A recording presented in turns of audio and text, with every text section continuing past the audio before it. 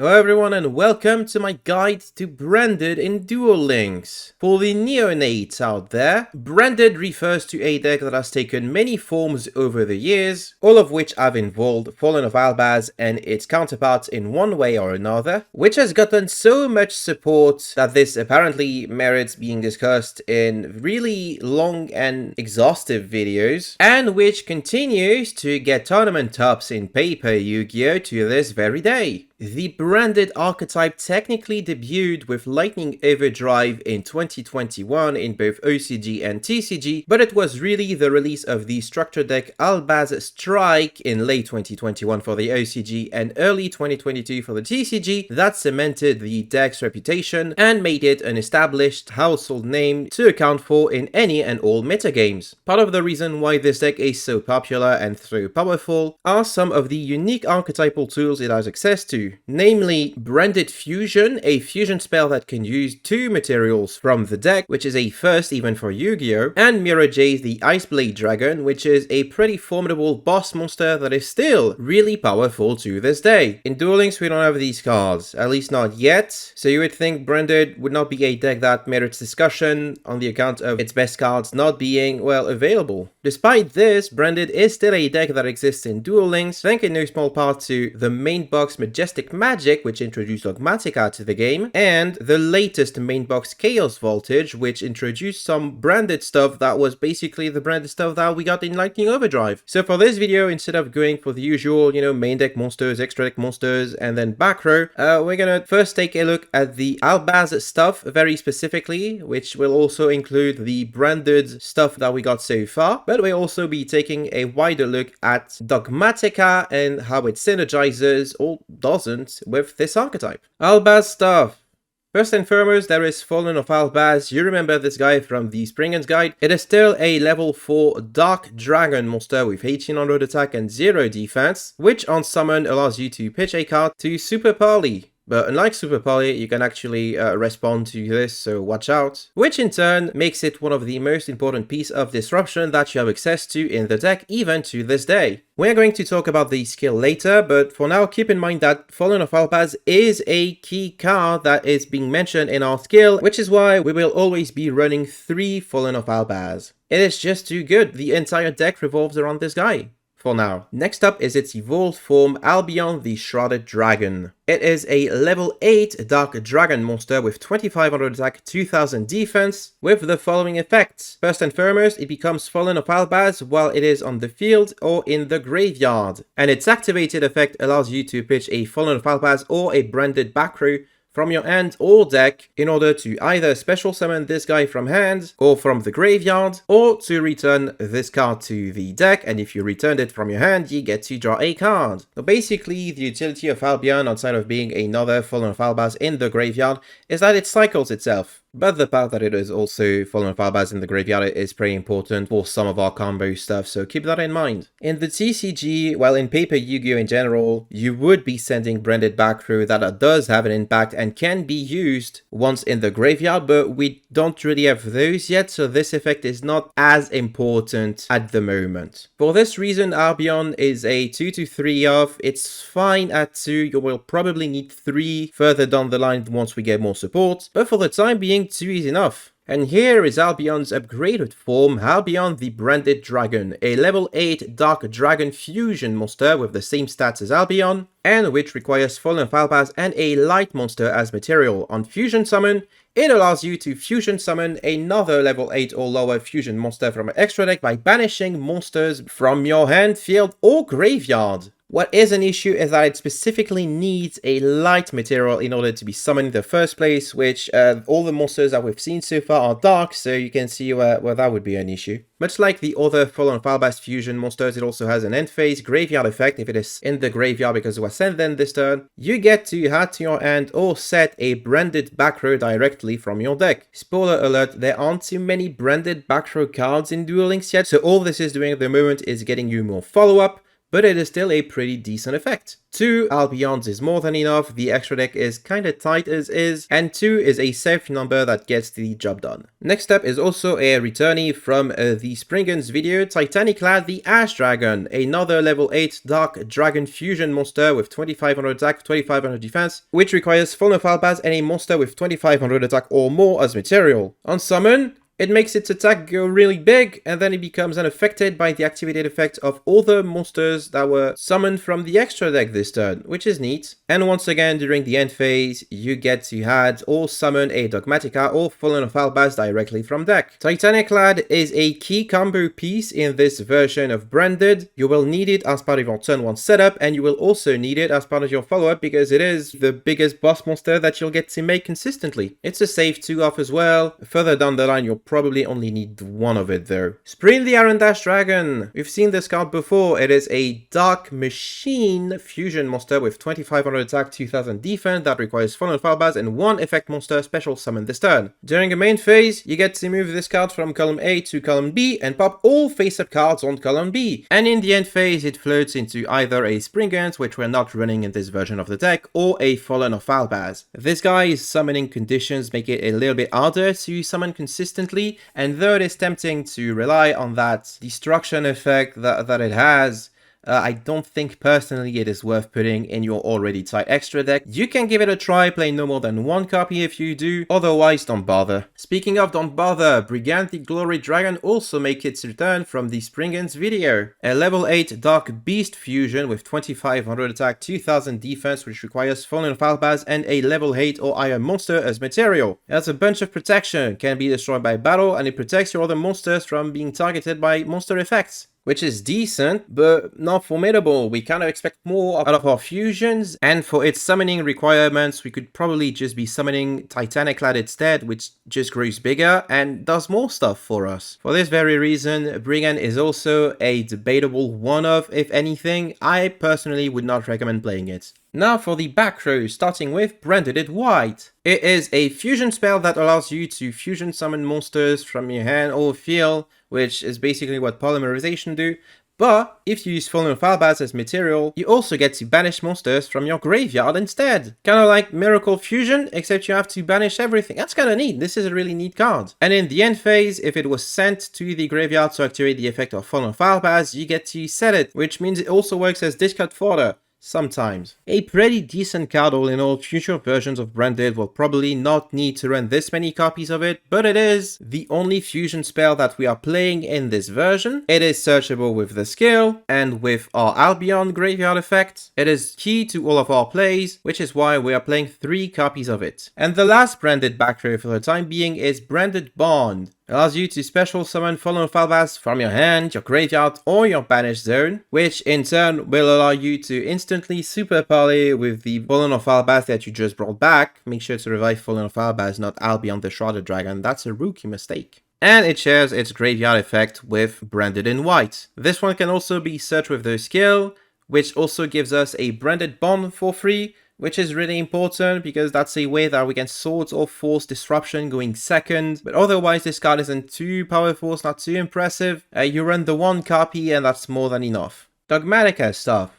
We start off with Dogmatika Ecclesia the Virtuous, a light spellcaster with 1500 attack and defense. There's a bunch of text on it. Can be destroyed by battle with an extra deck monster. It special summons itself if there is an extra deck monster on the field, and on summon allows you to search for a Dogmatika card, but you can special summon monsters from the extra deck for the rest of this turn after you activate this effect. Dogmatika Ecclesia is not exactly a startup, but it is an important piece of our turn 1 end board, because it gets us more disruption, which is always a good thing. Because of the way our skill works, you can also reveal this to benefit from the skill. I really will be talking about the skill later, I promise, and it will all make sense then. Just remember that Ecclesia prevents you from summoning monsters from the extra deck the turn that you search with it, so don't search with it until you do all of your other stuff. It's a really important card. You will be needing 3 copies of it. One of the cards that it can search is Dogmatika Fleur-de-Lis, a level 8 light spellcaster monster with 2500 attack and defense, which gets to special summon itself for free during the main phase if there is an extra monster on the field, whether it's yours or your opponent, and if you control another Dogmatika monster, you get to negate the effect of a face-up monster, which doesn't target and happens in the same chain, so it can be negated if the Fleur-de-Lis is summoned. What's really important that this card is a key disruption piece that we get to search and use during your opponent's turn. But it's also worth noting that starting with 2500 attack and growing to 3000 on the turn that it attacks,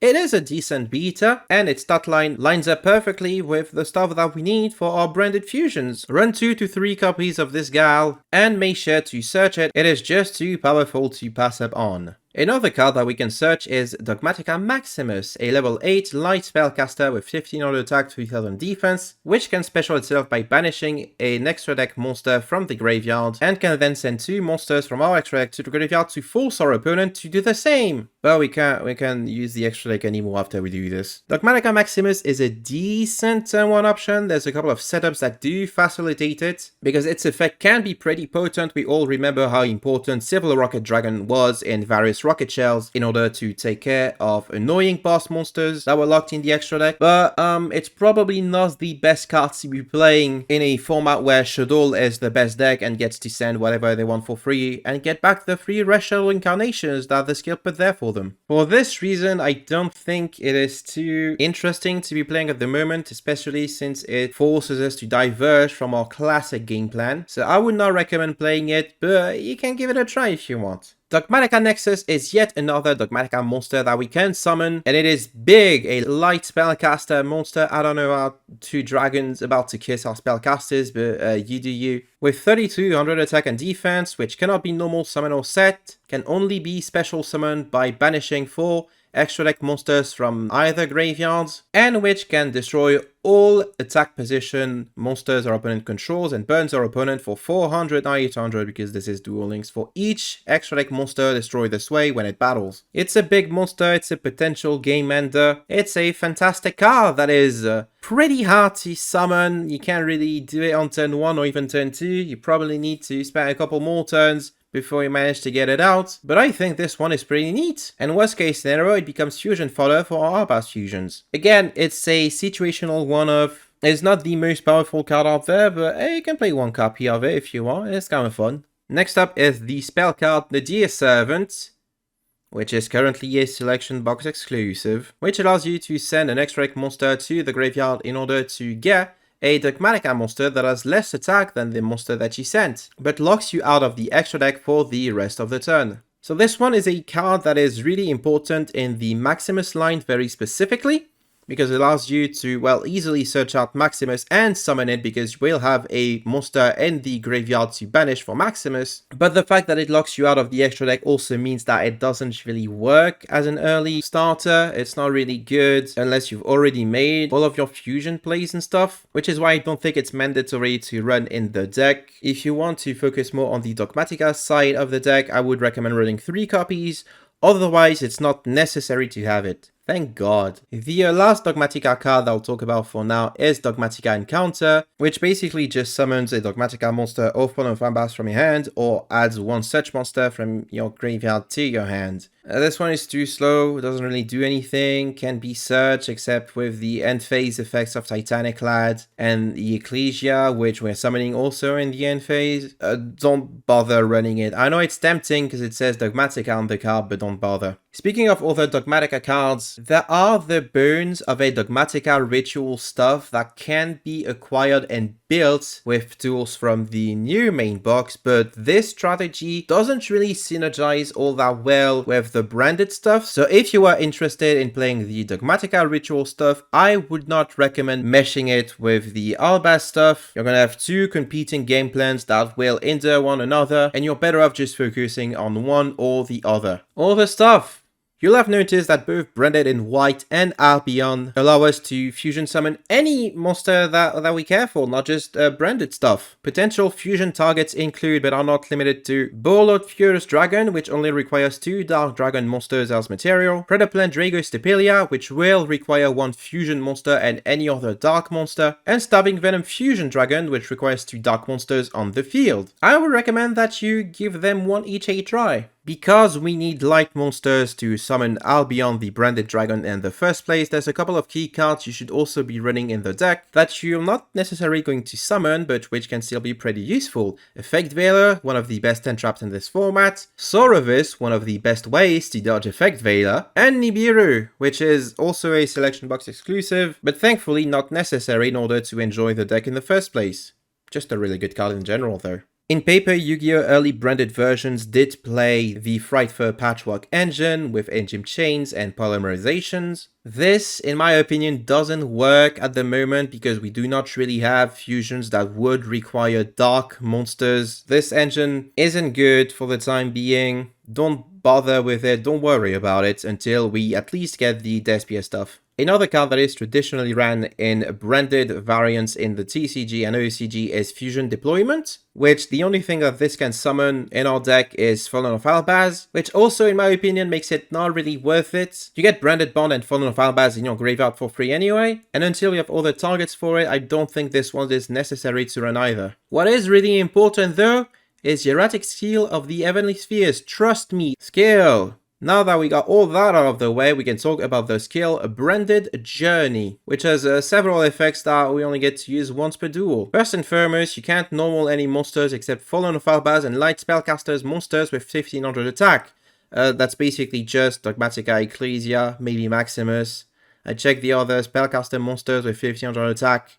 They're all garbage. But notably, we do not have a restriction on the stuff that we can special summon, which does mean that we can play Nibiru, also means we can summon Fleur-de-Lis in a more realistic sense. The first effect allows us to reveal a Fallen of Albaz, a dragon monster that mentioned it, which is going to be Albion the Shrouded Dragon, or a Dogmatika card in our hand, shuffle a card from hand back into the deck to send a Fallen of Albaz and a Albion the Shrouded Dragon from hand or deck to the graveyard, and then get Albion Shrouded Dragon or Branded White from our deck to your hand. That's a lot of tech, but what basically it means is you get to set up the Branded in White that you get to search for free, which worst case scenario, that's a miracle fusion, right? And the second effect allows us to search a Branded Bond from outside of our deck if only our opponent controls a monster. That's kind of a neat effect. It synergizes pretty well with the Fallen of Albaz that we get to send to our graveyard for free, which in turn turns it into one disruption that our opponent will have to account for when we are going second. All in all, this skill is just fair. It doesn't really do anything too broken. It's not even a +1, it's just a +0. You only switch over a card and put 2 cards in your graveyard. And it definitely pales in comparison to some of the other stuff that we've seen in Duel Links. But it is still pretty much mandatory if you want to enjoy Branded for the time being. Some combo stuff.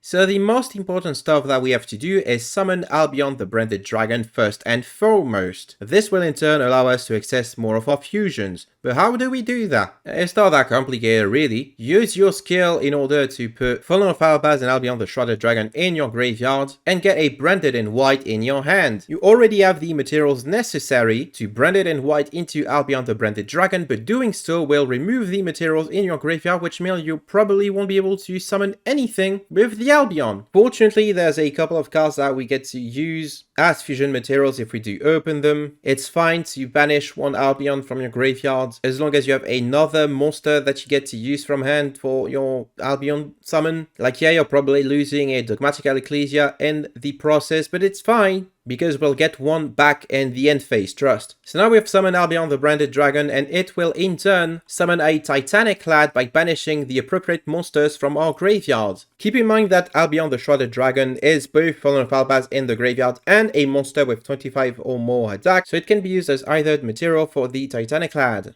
Now that we have both fusions on our field, we're going to put them two together into a Hieratic Seal of the Heavenly Spheres. This is not a joke, this is part of our game plan. In the end phase, both Dragon's effect will trigger in the graveyard. Albion the branded dragon will get us a branded in white added to our hand for follow-up plays, and Titanic Lad will allow us to special summon a Dogmatika Ecclesia to our field, which in turn will search a Fleur-de-Lis for disruption. So our turn 1 end board is basically Seal plus Ecclesia on the field and a Fleur-de-Lis in hand, which doesn't look too impressive, but you have to remember that the Seal can tribute itself to bounce a face-up monster, and when tributed will summon a dragon monster from a hand or deck. The dragon monster in this case will be none other than Fallen of Albaz, which will also represent a disruption on his own, allowing us to fuse away one of our opponent's monster. If you're going second, Albion can also summon other dragon monsters to your field. Ball Fierce Dragon can take care of some problematic cards. Replan Dragus Tepilia can use the Albion and represents a negate every turn pretty much. And both of these are pretty helpful in order to close out the game, which is what you should be aiming for on turn 2 onwards. You should be making fusions to kill your opponent that turn. Here is a recommended deck call for you to try out with this deck.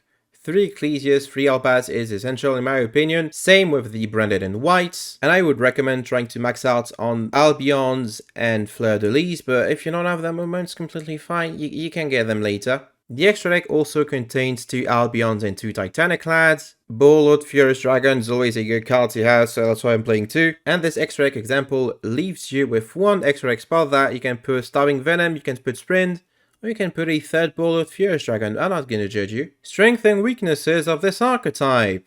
Starting with the strength, it can set up decent disruptions going first. The rather unassuming end board of Seal plus Ecclesia actually represents no less than 3 disruptions on its own, with guaranteed follow-up with the branded in white that you searched in the end phase. Additionally, the skill makes it somewhat consistent. At the very least, you're always going to have a Miracle Fusion live whenever you play, and going second, you're always going to have an attempt at making Super Parley. And last but not least, it is a deck that is only going to get better as more and more branded pieces are added to Duel Links, because this is what is inevitably going to happen to Duel Links. And now for the weaknesses.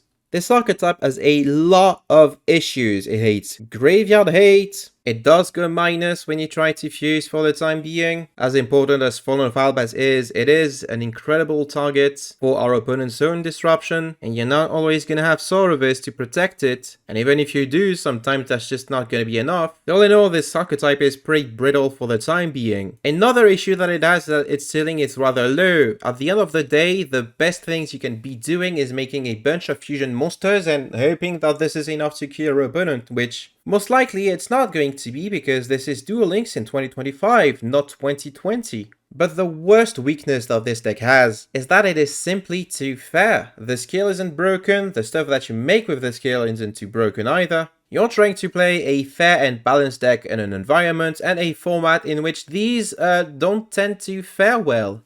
In conclusion, this archetype is off to a pretty rough start. The power level of the current metagame is just too high for Branded to shine as anything other than a niche rogue deck, with the caveat that it will only get better as more and more cards are added to Duel Links. In fact, if we keep following the same order of release of Branded storyline support as we did in the TCG and OCG, we are due for some pretty powerful stuff in the upcoming months, maybe even weeks, starting with the Despia stuff, which significantly raises the ceiling of this deck, and including powerhouses like the aforementioned Branded Fusion and Mirror Jade. The good thing about playing a PP poo poo archetype that has a lot of support on the way is that it can only get better. So for the time being, think of Branded not as a competitive deck, but more as an investment. And that will be it for today's video. Thank you for watching. I do hope that you enjoyed it. If you did, make sure to leave it a like, comment what was your favorite part of it, or your favorite Branded Fusion monster, I guess, and subscribe if you have not already. If you'd like to support me further, check out my Ko-fi in the video description, where you can make a one-time donation or a monthly pledge. I would like to thank my Ko-fi donators in the forms of Dingus, Towdish Boy 0, Jimmy, Zinnia, Yannick, Sile, Markley, Fortuno16, the Abisacta Guru, Old Price, and Nexusist. Thank you all for the support. Like I said, Branded is due more support in the near future in Duel Links, so this is realistically only part 1 of a rather lengthy Branded guide that will span across multiple videos covering each new wave of support for this archetype. In the meantime, take care everyone, thank you for watching once again, and I will see you all next time.